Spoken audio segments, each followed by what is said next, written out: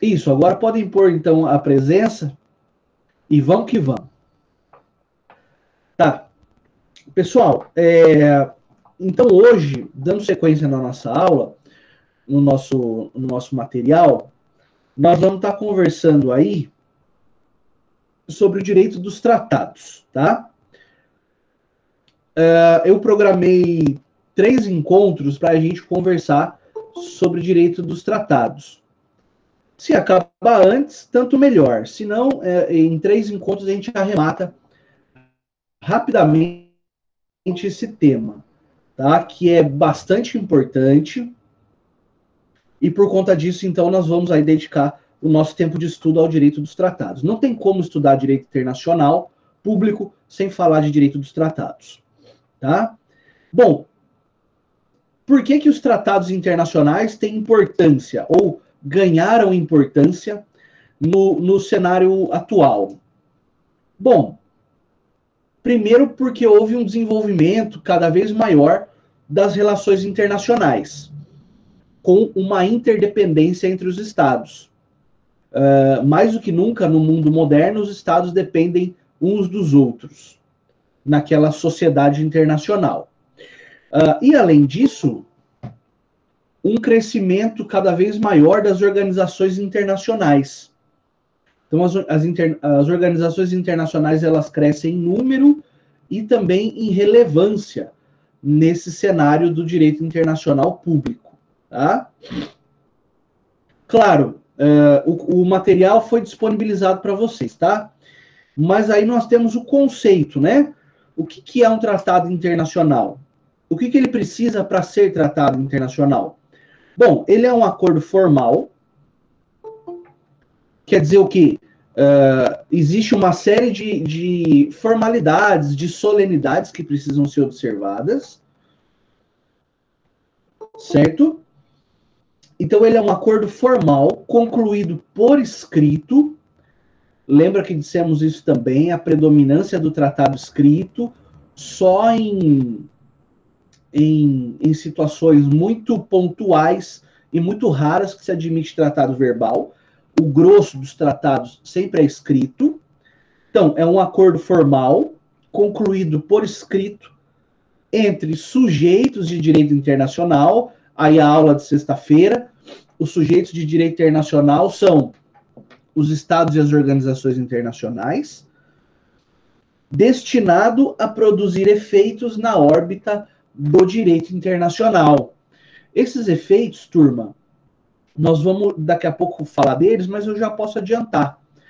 Eu tenho tratados que são verdadeiros negócios jurídicos, verdadeiros contratos, e eu tenho tratados que têm um viés de lei. Então, eu tenho tratado-lei, geral, abstrato, para se aplicar a todos aqueles que fazem parte do tratado, e o tratado-contrato, que tem um cunho mais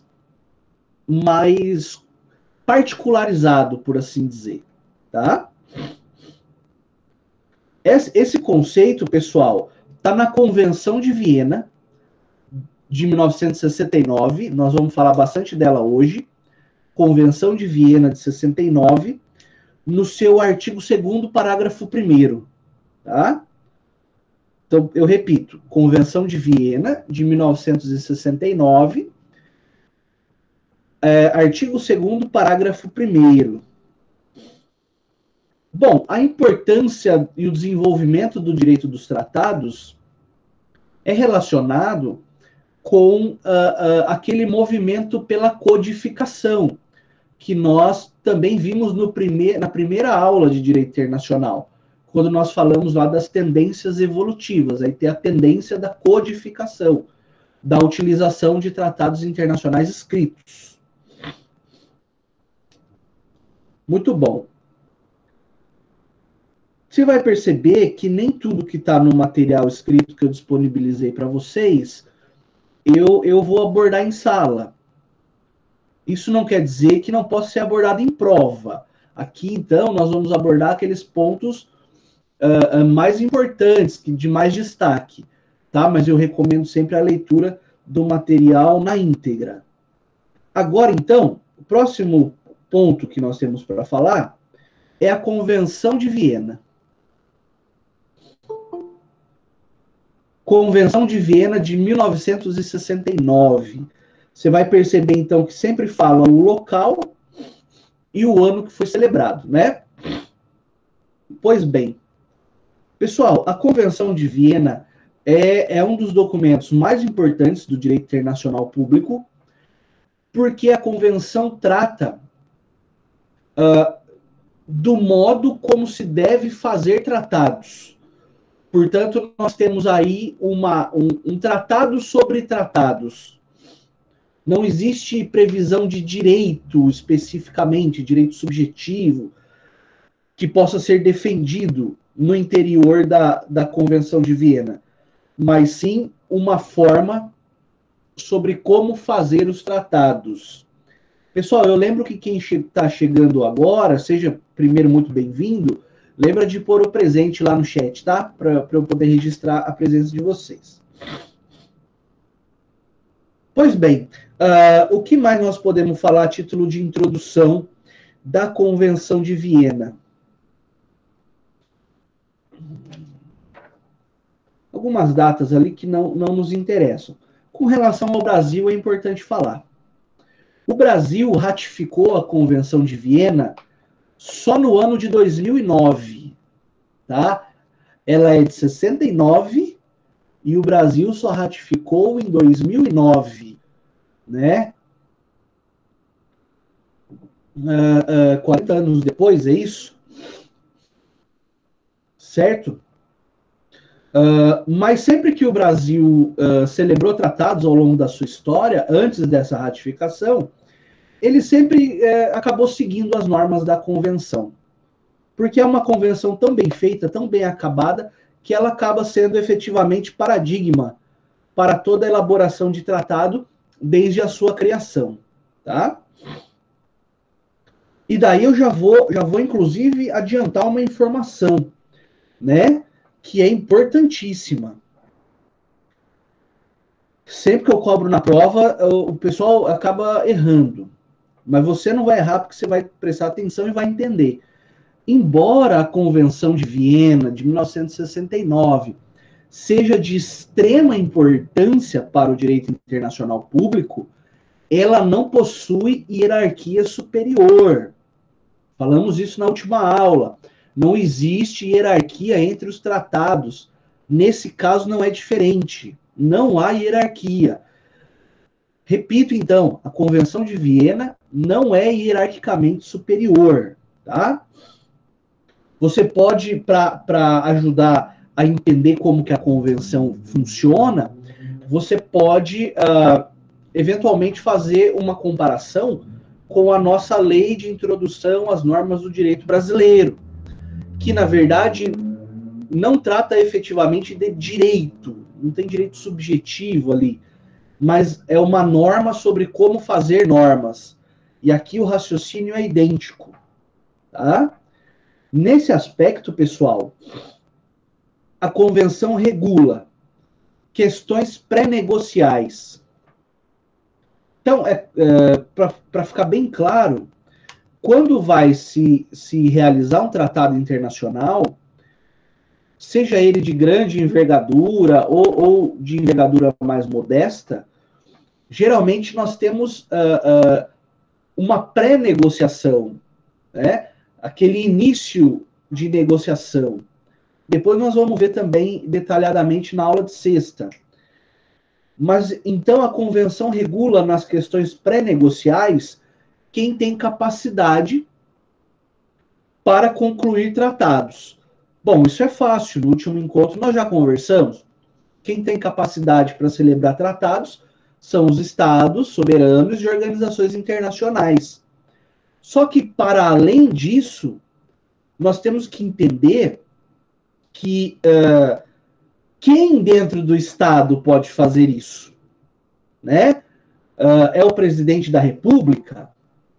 É o ministro de Relações Exteriores? É um terceiro que pode receber essa capacidade, né, chamado de acreditado? Nós vamos ver isso tudo um pouquinho mais adiante. Mas eu quero que você entenda que tudo isso está presente na Convenção de Viena. O que mais ela regula? O processo de criação do tratado, não é? As fases de elaboração de um tratado, que são basicamente a adoção do texto, assinatura, ratificação, depois nós temos adesão, eventuais reservas, tudo isso nós veremos no momento oportuno, né? Mas a reserva, por exemplo, quando um Estado vai fazer parte de um tratado, especialmente um tratado multilateral. Então, o Brasil vai fazer parte de um tratado de direitos humanos, qualquer. E daí, na hora de ratificar o tratado, o Estado brasileiro estabelece o seguinte: olha, o Brasil vai fazer parte do tratado em todos os pontos, exceto no ponto A e no ponto B. Isso para nós não serve, nós não queremos isso para o Brasil. É possível fazer isso. Fazer parte de um tratado, ainda que parcialmente. Tá? Por exemplo, muitos tratados internacionais de direitos humanos que o Brasil faz parte admite denúncias por pessoas físicas. Certo? Então, a princípio, um brasileiro poderia ir até o comitê que fiscaliza o tratado, isso tudo vocês viram em direitos humanos, né? E fazer uma denúncia individual. Então, eu, João Felipe, quero fazer uma denúncia de violação dos direitos protegidos por esse tratado. Só que se o Brasil fizer uma reserva nesse ponto, ou seja, o Estado brasileiro não se submeterá a denúncias individuais. É possível que isso aconteça. Então, nós chamamos de reserva. Tá? Bom, a convenção regula, então, questões pré-negociais, a formação do tratado, a entrada em vigor do documento, porque a celebração do tratado não implica imediatamente que ele entre em vigência, né? Por exemplo, a própria Convenção de Viena, quando ela foi criada,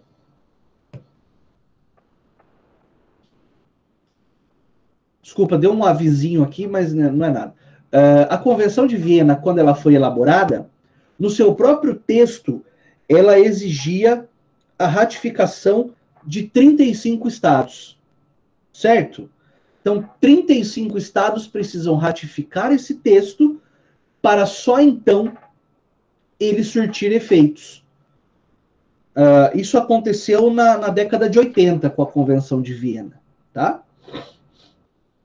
Beleza. E por último, a convenção regula a nulidade, extinção, suspensão da execução do tratado e todos esses pontos, que afinal de contas, para nós não há nenhuma novidade nesse tipo de instituto, né? Nulidade.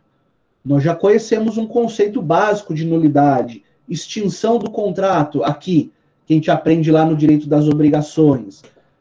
E todos esses conceitos semelhantes que nós vamos reciclá-los e aplicá-los aqui ao direito internacional. Tá?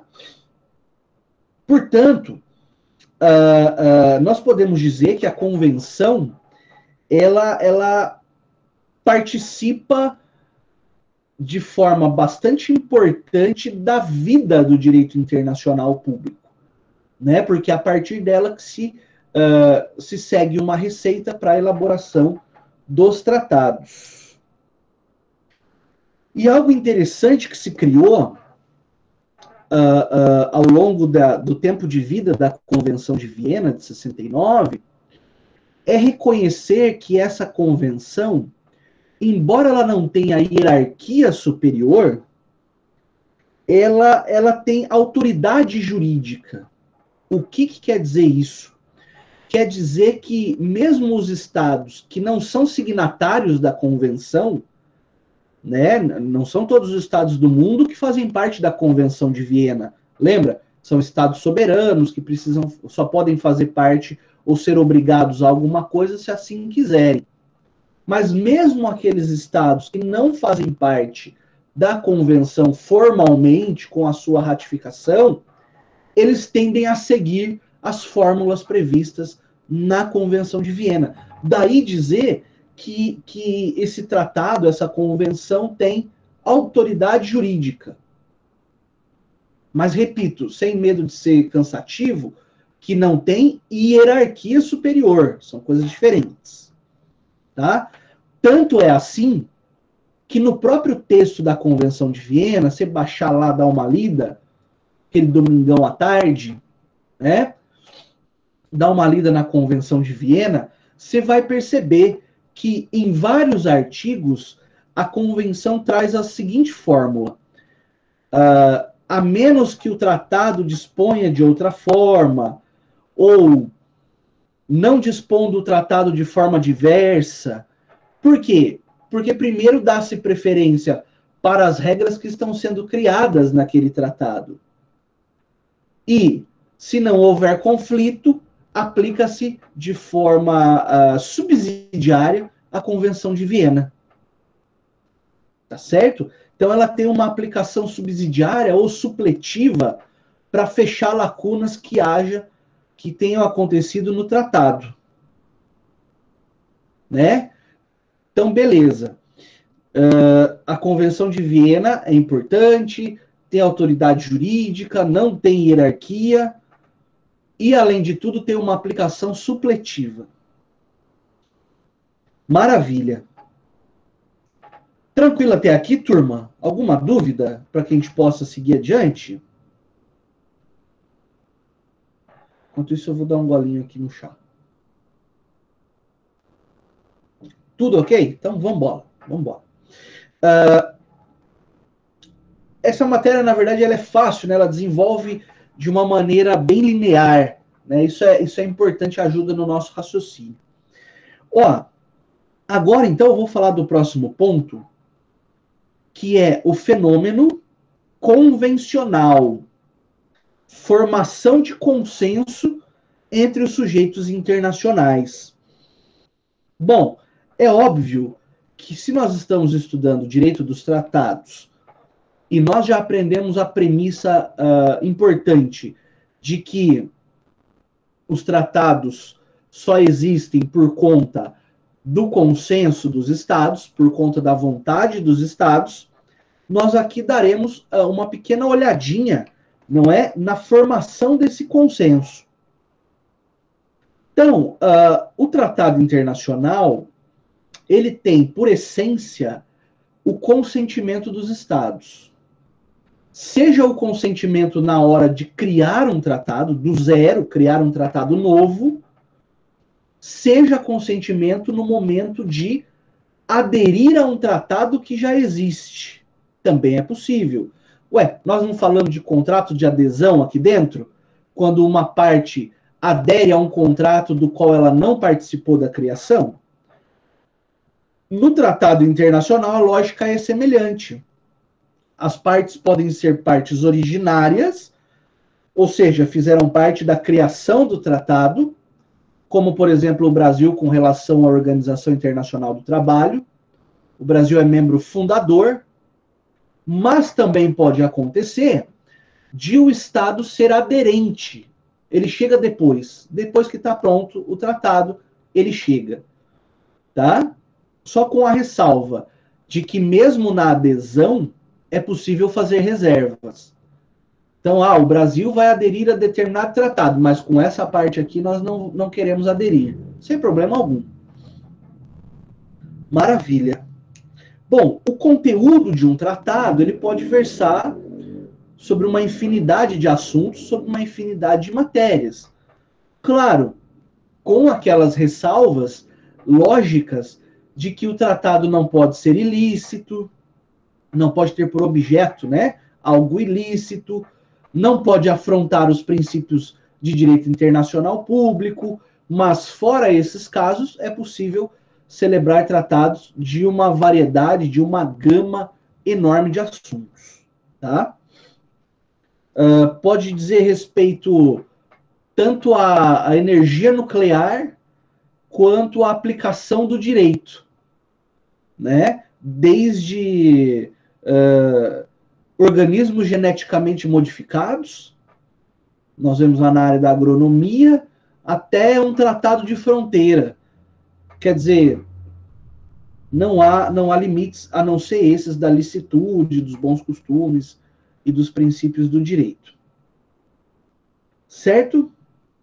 Bom, com relação à terminologia, nós vamos conversar daqui a pouco. Mas a terminologia, ela acaba sendo usada de forma, eu não vou dizer de forma errada, mas de forma a gerar alguma confusão. Porque a princípio existe, né, um piso mínimo terminológico no qual diz o seguinte: olha, acordo é só para questões econômicas e culturais, mas daí usa acordo para um tratado internacional que versa sobre guerra, por exemplo. Né? Então, veja, nós vamos ver aí, na verdade, que o que interessa é mais o conteúdo do tratado do que o nome que ele recebe. Tá? Maravilha. Quanto à formalidade, bom, como nós dissemos, o tratado internacional ele é um documento formal, solene. Existe uma série de regras formais que devem ser observadas, né?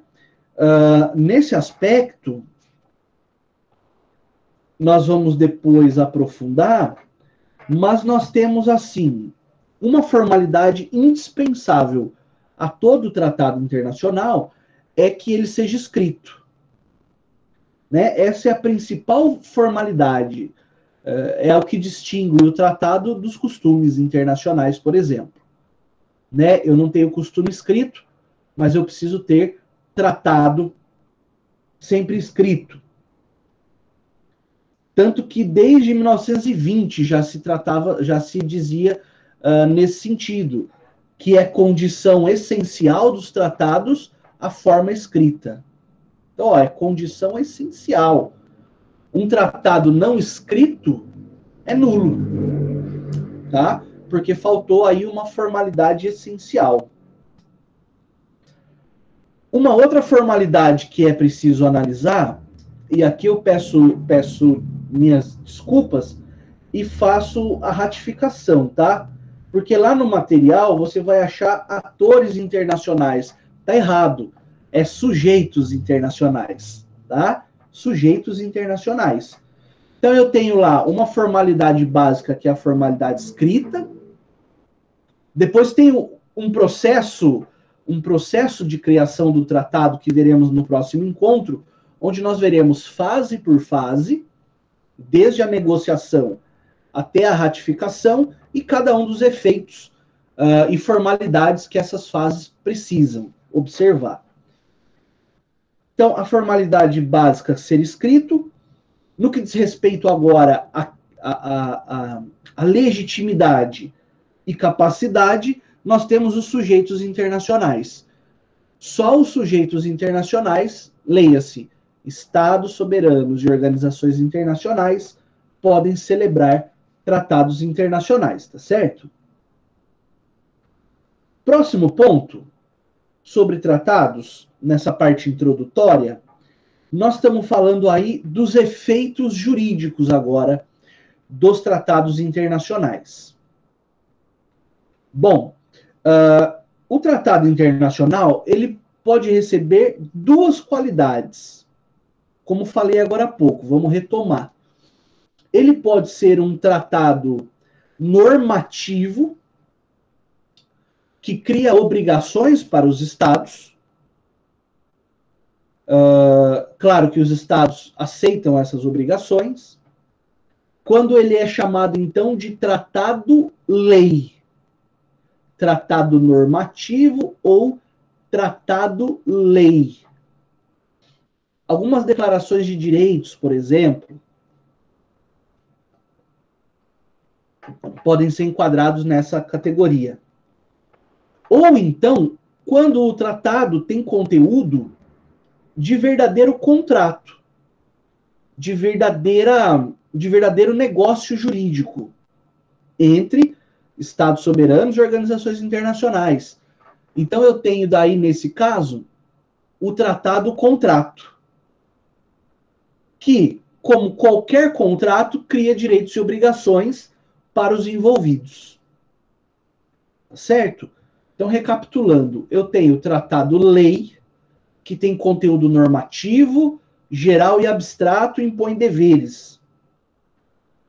E eu tenho o tratado-contrato, que tem verdadeira essência de negócio jurídico, de contrato, criando aí direitos e deveres para os envolvidos. Não só numa relação bilateral, né, turma? Pode ser um tratado-contrato multilateral, com várias partes, não tem problema nenhum.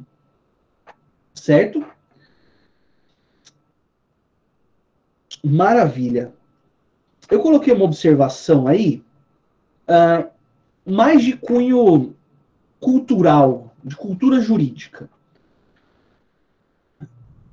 No passado, mais ou menos até a década de 50 do século passado, meados do século passado, existia um tipo de acordo, um tipo de tratado que não vinculava os estados em si. Interessante isso. Não vinculava os estados, mas vinculava pessoalmente os chefes de estado, que eram conhecidos como acordos de cavalheiros. Repito, quem se obrigava não era o Estado, quem se obrigava era a figura, a pessoa do chefe de Estado. Claro que esse tipo de acordo acabou sendo abandonado na cultura do direito internacional público, mas ele existe, ou melhor, ele existiu. Exemplo clássico, um acordo de cavalheiros que foi firmado em 1941, época de Segunda Guerra Mundial, entre o presidente dos Estados Unidos, na época o Roosevelt, e o primeiro-ministro inglês, o Churchill, no qual eles se comprometeram a colaborar mutuamente para fazer frente à ameaça nazista. Tá? Então, se você olhar no cabeçalho do Acordo de Cavalheiros que eu coloquei aí no material depois para vocês, você vai ver que é o presidente dos Estados Unidos e o primeiro-ministro da Inglaterra. Né? Não estão lá presentes os Estados Unidos da América e o Império Britânico. Então, na verdade, era de cunho pessoal. Tá? Mas isso é só um dado histórico para o conhecimento de vocês. Hoje, atualmente, os tratados obrigam os estados, independentemente de quem ocupe a chefia desse estado. Tá? Muito bom. Dando sequência, turma, eu quero falar com vocês agora a respeito de uma necessidade que é vista quando o tratado vai ser criado. Uma necessidade de que as partes queiram submeter esse documento ao direito internacional público. Porque se elas não quiserem submeter esse acordo, esse tratado, ao direito internacional público, o tratado não é assim considerado. Ele pode ser um contrato, pode ser um documento outro, com qualquer nomenclatura, mas ele não será considerado tratado internacional. E o que significa submeter o documento às normas do direito internacional público? É aceitar a regência dos princípios e regras de direito internacional público. Então, quando eu pego aquele documento e as partes, claro, que vão escrever isso no documento, que submetem, significa que eu insiro esse acordo de vontades num universo regido por normas imperativas, que vimos na última aula, e os cogens, regido por princípios, por outras regras, por determinados costumes, né? analogia, aquilo tudo que nós já entendemos. Então, eu insiro esse documento no universo de direito internacional público. E a partir de então, inclusive o seu descumprimento será solucionado de acordo com as normas do direito internacional público. Ah, professor, mas e se as partes não submeterem o documento ao direito internacional público? Como fica, por exemplo, uma controvérsia que surja nesse documento? Um desacerto entre as partes. Nós veremos que há outros meios de solução de controvérsias que não o jurisdicional. As partes, por exemplo, podem se submeter a uma mediação, podem se submeter a um juízo arbitral internacional. Nós vemos aí o desenvolvimento de câmaras de arbitragem internacional, né, que são dedicadas aí como o próprio nome diz, arbitrar, não é? Decidir extrajudicialmente controvérsias internacionais, tá? Beleza. Bom, como nós estamos dizendo que o tratado ele é um documento escrito, é claro que ele tem que estar consubstanciado, ele tem que estar materializado num papel, num documento, que recebe selos de autenticação, assinaturas e tudo mais. Ótimo. A esse documento nós chamamos de base instrumental. É o instrumento do tratado. Quando tivemos aula lá de direito civil, negócio jurídico, eu acredito que eu tenha dito para vocês em algum momento do terceiro semestre. O contrato, ele é fictício, ele é abstrato, o negócio.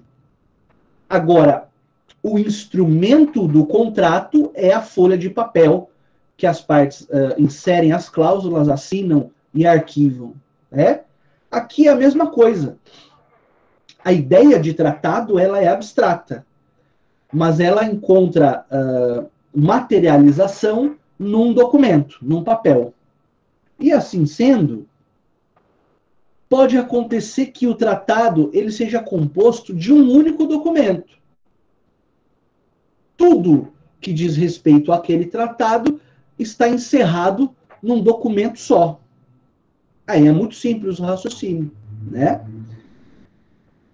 Agora, também é possível que eu tenha um tratado principal, que é um documento, e protocolos adicionais, que são documentos apartados, anexos do tratado principal.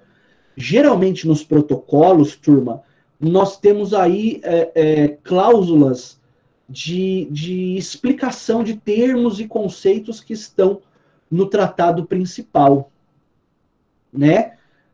Quando você pega lá um tratado ambiental e o seu protocolo, é muito comum que no protocolo venha assim, para o seguinte tratado, meio ambiente significa tal coisa, poluição significa tal coisa, energia significa tal coisa, e assim sucessivamente.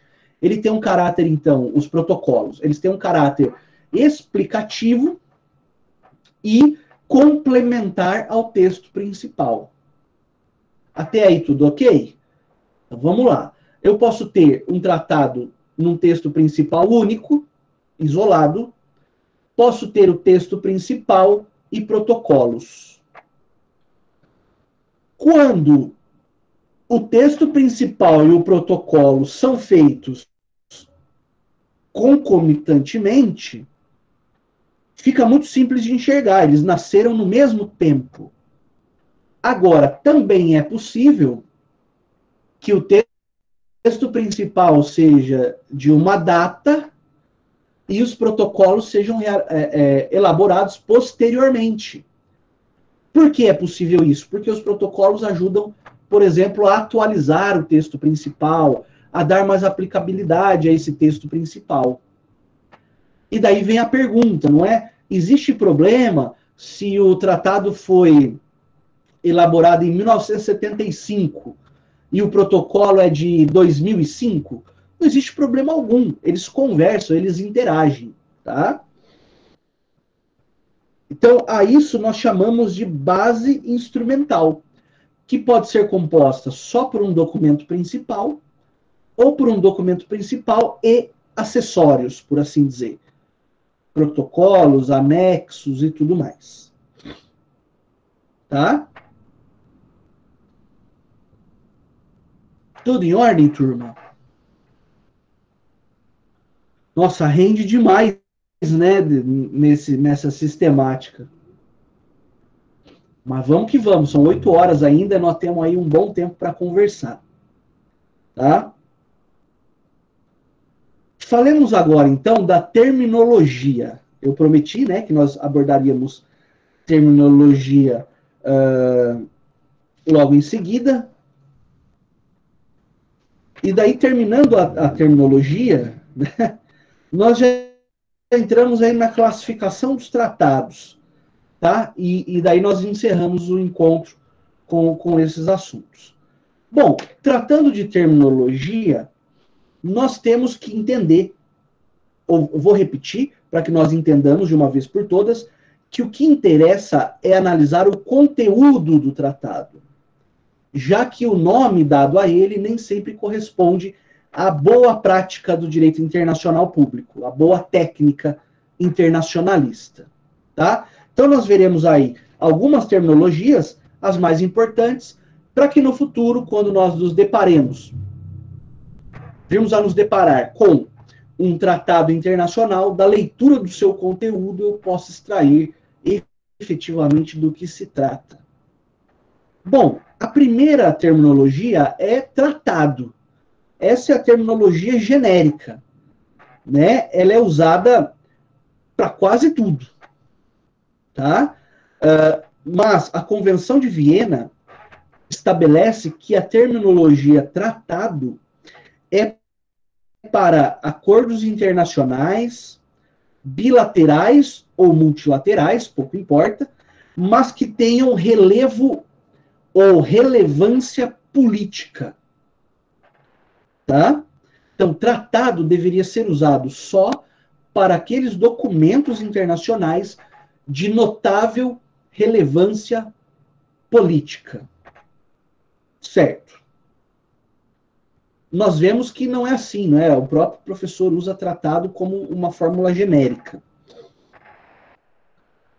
Exemplos de tratados. Tratados de paz, né? Tratados de amizade, tratado de arbitragem, de cooperação. São tratados importantes, relevantes para a faceta política do direito internacional. Um tratado que você com certeza vai lembrar da época do colegial, que foi importantíssimo, né? Que dividiu o mundo entre Portugal e Espanha, que era o Tratado de Tordesilhas. Né? Então veja a utilização aí certa, nesse caso, da expressão tratado. A convenção é aquele, é geralmente utilizado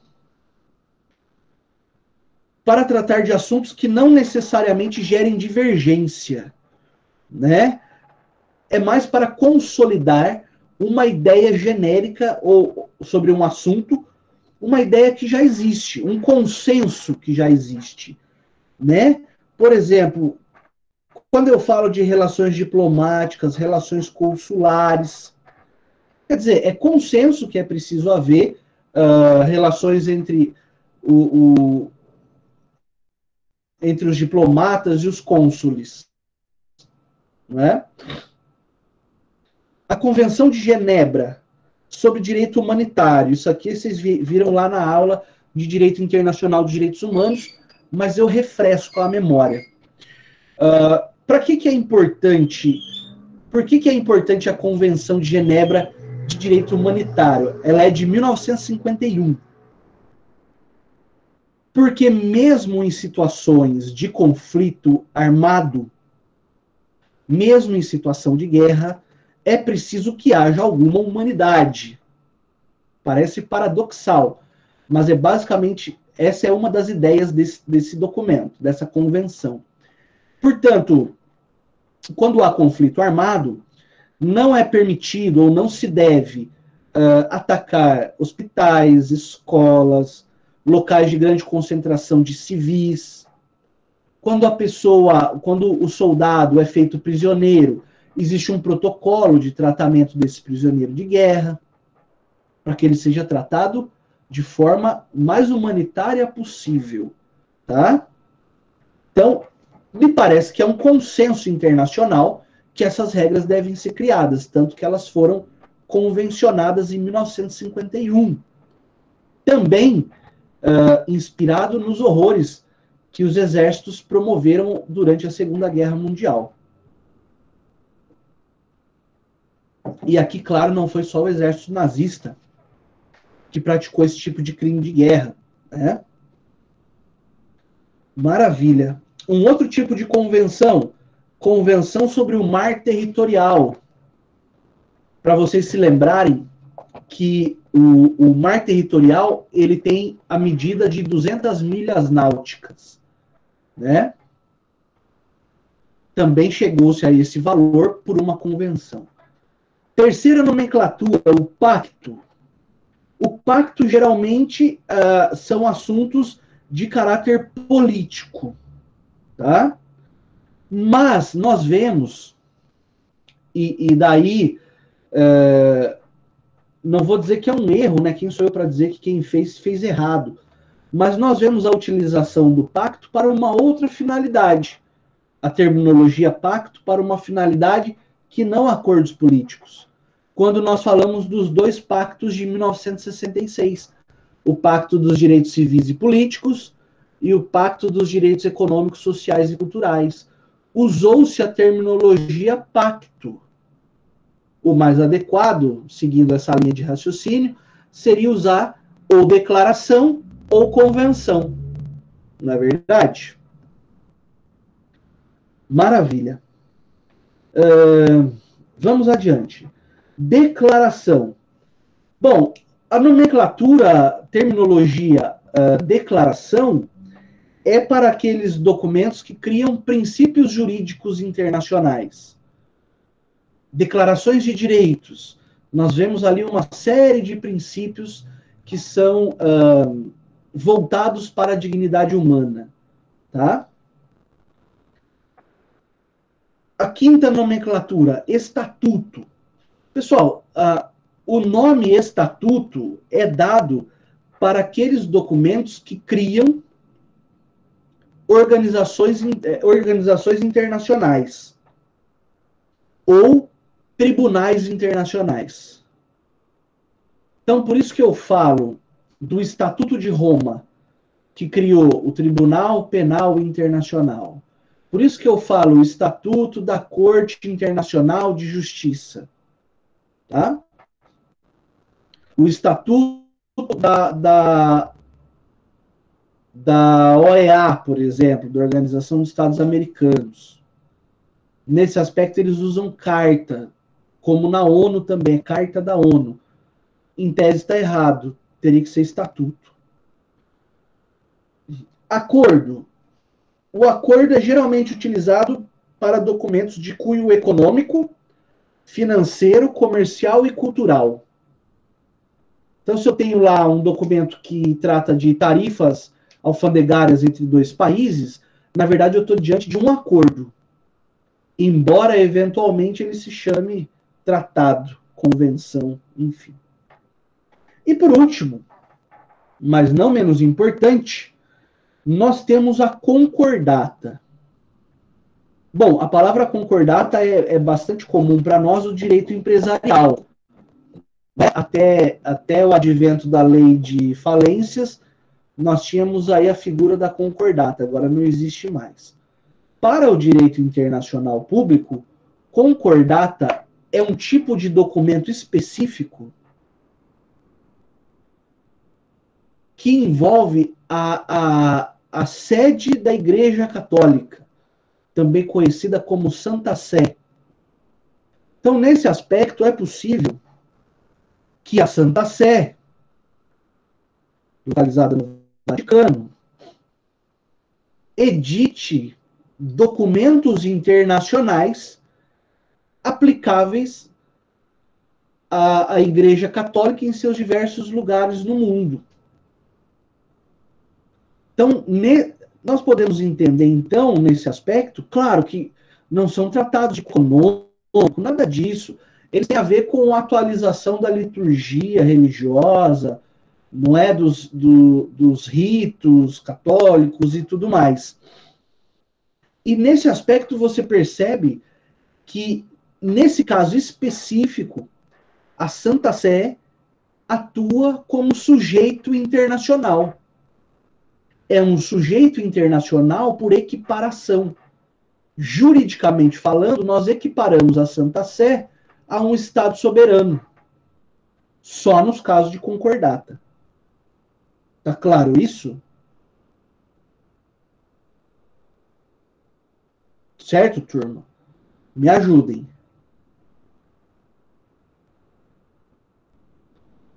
Tá. Como é que se porta o Brasil com relação às concordatas?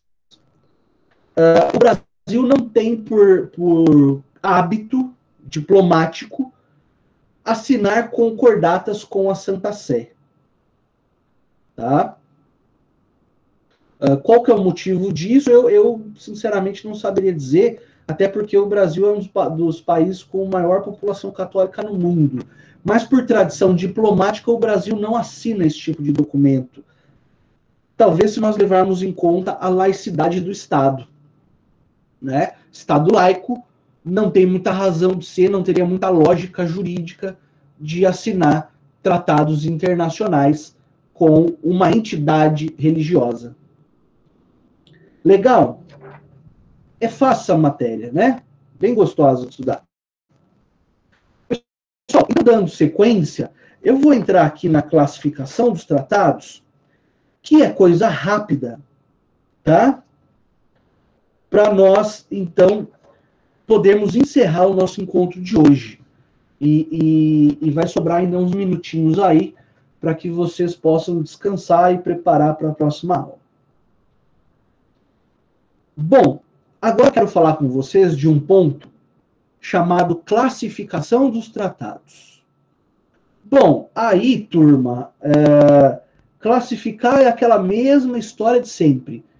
Eu escolho critérios e vou separando. Coloco aqui, coloco ali e faço uma separação, uma classificação, claro, baseada em critérios. Bom, o primeiro critério que eu posso usar para classificar um tratado é o número de partes, né? Quanto ao número de partes, o tratado ele pode ser bilateral ou multilateral. Aqui não tem nem o que explicar. Né? Bilateral ou multilateral. No que diz respeito ao procedimento, que é o segundo critério, com relação ao procedimento, aí eu posso ter... Isso, Vinícius, tá. Eu estou me adiantando já entrando no próximo material, mas eu disponibilizo o quanto antes para vocês. Já está até pronto, só falta juntar lá no site. Beleza? Maravilha. Então, o primeiro critério, número de partes, bilateral, multilateral. O segundo critério, quanto ao procedimento. Aí eu tenho tratados solenes e tratados de forma simples. Como que funciona? Bom, os tratados solenes são aqueles que têm todas as fases previstas na Convenção de Viena para a elaboração do tratado. Então, desde a negociação até a ratificação. Então, eu tenho negociação, adoção, autenticação, assinatura e ratificação. São essas 5 fases. No tratado solene, que geralmente são aqueles tratados de maior envergadura, de maior importância internacional. E por outro lado, eu tenho aqueles tratados mais simples, de envergadura menor, de menor relevância a título internacional, que são chamados de tratados de forma simples. Certo? Ou tratados em sentido estrito. Qual que é a diferença do tratados em forma simples e o tratado de forma solene ou devida forma? A diferença é que nos tratados de forma simples é dispensável a ratificação. Quer dizer, com a assinatura pura e simples, o tratado já passa a obrigar as partes. Diferente do tratado de forma solene, que a partir da ratificação é que o Estado se obriga perante aquele documento. Ok? Captaram? Então, tratado de forma solene tem negociação, negociação, adoção do texto, autenticação, assinatura e ratificação. Tratado de forma simplificada se satisfaz com a assinatura. Dispensa, prescinde da ratificação. Todas essas fases nós veremos, tá? Fiquem tranquilos. Depois, mais um critério. Terceiro critério. Então, nós vimos o primeiro quanto ao número de partes, o segundo quanto ao procedimento, e o terceiro quanto à natureza das normas. Já falamos agora há pouco, mas vou pedir licença para repetir. Quanto à natureza das normas, eu posso ter um tratado normativo, também chamado de tratado-lei, que é aquele que cria normas gerais e abstratas. Por outro lado, eu tenho o tratado-contrato, que é um negócio jurídico, né? Nós estamos diante de vontades que se complementam para formar um contrato que, na verdade, tem uma forma de tratado internacional, porque é celebrado por entes soberanos e submetidas às normas do direito internacional público. Então, essa é o terceiro critério. O quarto critério, olha que interessante, é quanto à execução no tempo. Bom, eu tenho tratados que são criados para durar de forma perpétua. Enquanto, por outro lado, eu tenho outros tratados que são criados para durar durante um período só, que é um período de interesse das partes. Então, quanto à duração no tempo, eu tenho os tratados estáticos ou estáveis, que são feitos para durar de forma por prazo indeterminado, sem prazo de validade. Quer um exemplo? A Carta da ONU, documento que criou a ONU. A ONU não foi criada para funcionar nos próximos 30 anos e depois acaba. A ONU foi criada como instituição permanente no direito internacional. Né? Nós não sabemos o dia de amanhã se vai acabar. Pode até ser que seja, mas não porque tem validade. Pode acabar por motivos outros.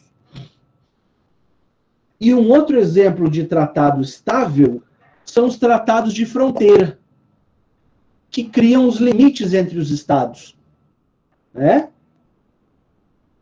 Não é estranho a nenhum de nós a notícia de que, olha, um estado soberano comprou um pedaço do outro. Isso era mais comum no passado. Né? Por exemplo, eu trouxe aqui alguns exemplos para vocês. Um tratado de fronteira entre a França e os Estados Unidos. Os americanos compraram o território da Louisiana em 1803. Né? Depois um outro, entre a Rússia e os Estados Unidos. os americanos compraram o Alasca. Olha só que interessante, eles compraram o Alasca por 7 milhões de dólares. Dinheiro da época, claro. E o Brasil, com relação à Bolívia, comprou o Acre por 2 milhões. Mas são 2 milhões de libras esterlinas, né? Moeda tipicamente da Inglaterra. Certo? Então, esses são tratados, muito mais do que os valores, né? Só a título de curiosidade, mas na essência, esses tratados são criados para serem permanentes, sem prazo de validade. Por outro lado, nós temos os tratados transitórios. E daí, o melhor exemplo são os acordos comerciais. Né? Enquanto é interessante aquela troca comercial, o tratado vai existindo. Quando uma das partes já não acha mais interessante, pode pedir para denunciar o tratado, sair do tratado. Também veremos esses institutos muito brevemente. Certo? Então, então nós vimos lá, quanto ao número de partes, quanto ao procedimento, quanto à natureza das normas, quanto à execução no tempo. E aqui nós temos os tratados estáveis ou estáticos e os tratados transitórios. Maravilha. Terminada essa parte da classificação, rapidamente nós vamos abordar aí requisitos de validade do tratado. O que um tratado precisa ter, no mínimo, para ser válido. Da mesma maneira, lá no terceiro termo, quando estudamos negócio jurídico, nós também vimos requisitos mínimos para que o negócio jurídico seja válido, que estão esses requisitos mínimos previstos no artigo 104 do Código Civil. Não é verdade? Capacidade do agente, licitude e determinabilidade do objeto e a forma prescrita ou não defesa em lei. Ora, aqui nós temos, num primeiro momento, que abordar a capacidade. Bom, nós já vimos que os estados e organizações internacionais têm capacidade originária para celebrar. Desculpa, os estados têm capacidade originária e as organizações capacidade derivada para celebrar tratados internacionais. Ótimo, é exatamente isso. No entanto, nós sabemos que estados soberanos e organizações internacionais nada mais são que pessoas jurídicas. E a pessoa jurídica não sente, não fala, não faz, não é? Ela precisa sempre de um agente, pessoa natural, que expressa a vontade desses entes. Portanto, veja, para que uma pessoa natural represente um Estado soberano, é preciso buscar aonde essa capacidade da pessoa? Bom, na própria Convenção de Viena. A Convenção de Viena estabelece que algumas pessoas, representantes dos Estados, pelo simples fato de ocuparem determinados cargos, já possuem poderes para corporificar a vontade do Estado e celebrar tratados. É basicamente o caso dos chefes de Estado, chefes de governo, que, conforme o regime, são pessoas diferentes, né? No parlamentarismo, o chefe de Estado é uma pessoa, por exemplo, uma monarquia parlamentarista ou uma república parlamentarista. Na monarquia, o chefe de Estado é o rei. E o chefe de governo é o primeiro-ministro. Na república parlamentarista, o chefe de Estado é o presidente. O chefe de governo é o primeiro-ministro. Lembra daquela máxima que tem do parlamentarismo monárquico? O rei reina, mas não governa. No entanto, olha que interessante, tanto o rei quanto o primeiro-ministro, nesse caso, possuem representatividade originária para celebrar tratados internacionais em nome dos seus países. Óbvio que no caso do presidencialismo, né, nós temos aí numa figura só chefe de Estado e chefe de governo, né, uma figura híbrida. Então, quando está acontecendo lá uma rodada de negociações na ONU, sempre usar os exemplos maiores, né, para discutir um novo tratado internacional sobre um assunto lá qualquer de relevância mundial. Por exemplo, o presidente do Brasil, quando ele chega lá na ONU, ele não precisa mostrar documento nenhum. Ele já é recepcionado como uma pessoa que pode assinar em nome. O mesmo seria, por exemplo, com o rei da Espanha, né? Entrou turma B aqui. O mesmo aconteceria com o rei da Espanha, com o rei Juan Carlos, né? Quando ele chega lá, já se sabe que ele tem poder, ele tem potência para assinar tratados em nome do seu país. E o ministro de Relações Exteriores, ele também recebe poderes para falar e assinar em nome do seu país. Só que no caso do ministro de Relações Exteriores, a representatividade dele é derivada. É derivada do quê? De um ato do Estado que o nomeia como representante, como ministro de Relações Exteriores. Tá joia? Claro que esse documento de nomeação, ele é arquivado nas organizações internacionais e de antemão se sabe, por exemplo, no nosso caso brasileiro, que o senhor Ernesto Araújo tem poderes para representar o Brasil na feitura de tratados internacionais. Agora, pode ser que você tenha se perguntado assim, são só esses? Não, não são só esses. Nós temos outras pessoas que podem representar os seus países na elaboração de tratados internacionais. Porque isso aqui é muito mais corriqueiro do que a gente imagina, né? Marca muito, assim, não sei vocês, mas eu gosto muito, quando chega a época de Assembleia Geral, né? Que é uma Assembleia Ordinária. Anualmente, todos os países membros da ONU se reúnem lá em Nova York, não é?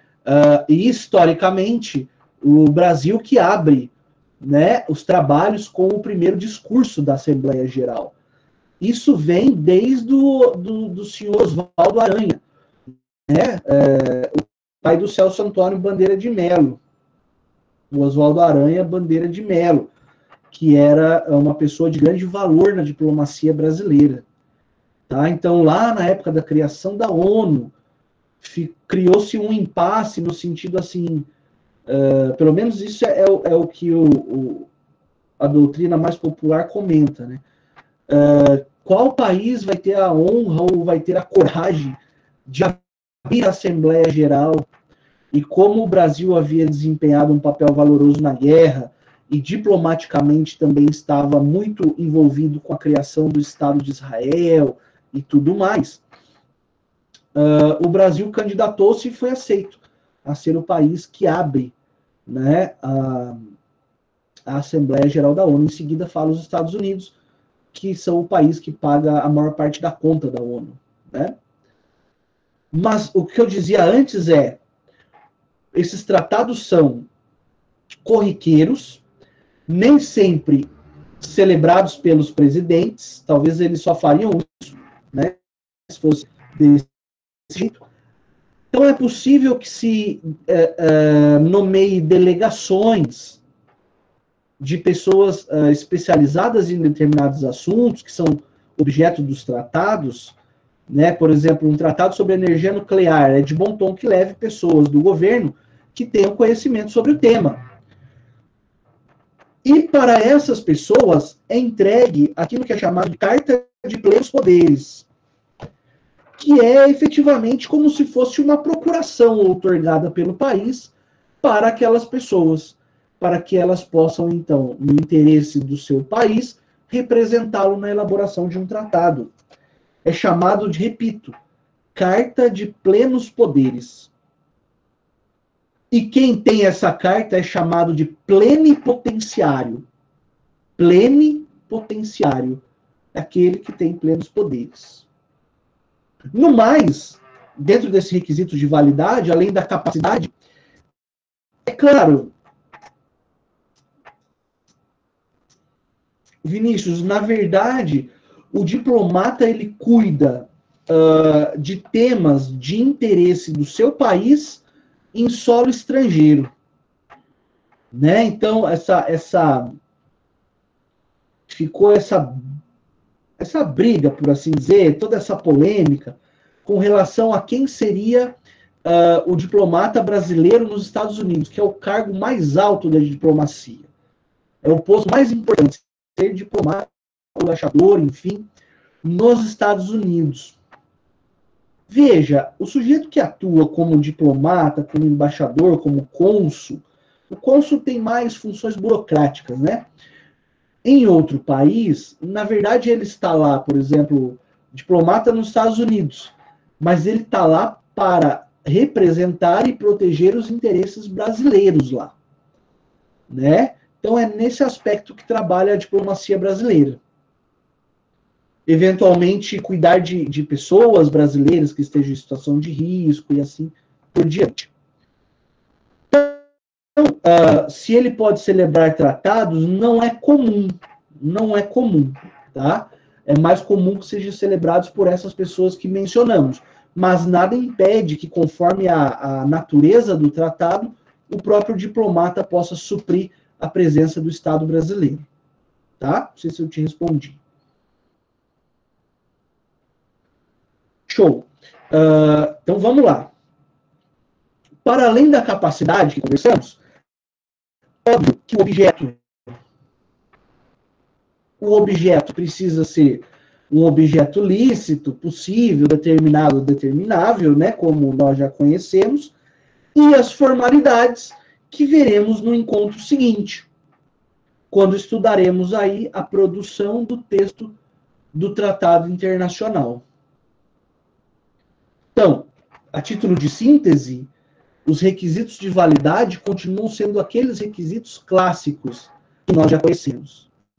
Capacidade, licitude e determinabilidade do objeto e a observância da forma quando assim exigida.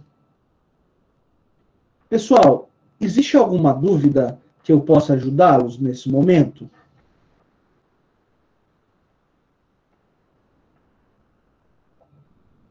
Todos deram o presente no chat?